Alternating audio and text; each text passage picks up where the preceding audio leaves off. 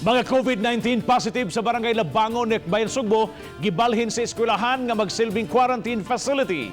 Ano ang report?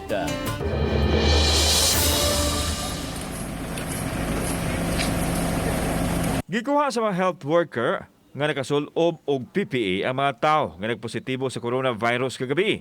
Pito lang una ang gipasakay sa mga ambulansya ug gidala sa eskwelahan. Samtang ang uban isunod sa pagkuha aron malain og dili na makatakod pa sa uban. Kagahapon adlaw adunay 15 ka mga bag-ong COVID positive sa Labangon nga naghatod sa 28 na nga sumada.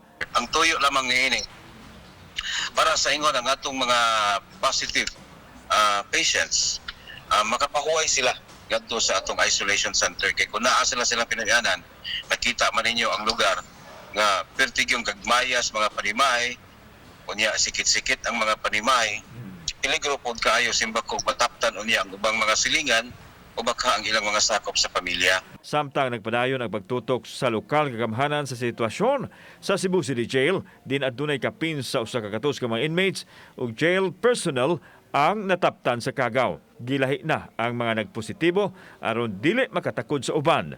Gisuplayan usab sila og vitamins ug mga PPE. Kita man gid ninyo ang BGMP, naghimo sad sila pag-disinfect, no? Bisan pag galon, bisan pag mga vitamin C, nga na blister pack o bottle, sealed bottle nga mga vitamins o mga tambal, i-disinfect po na sa ato sa mga sakop sa BGMP. Kauban si Marlon Melgaso, ako si Alan Domingo. Balitang Bisdak.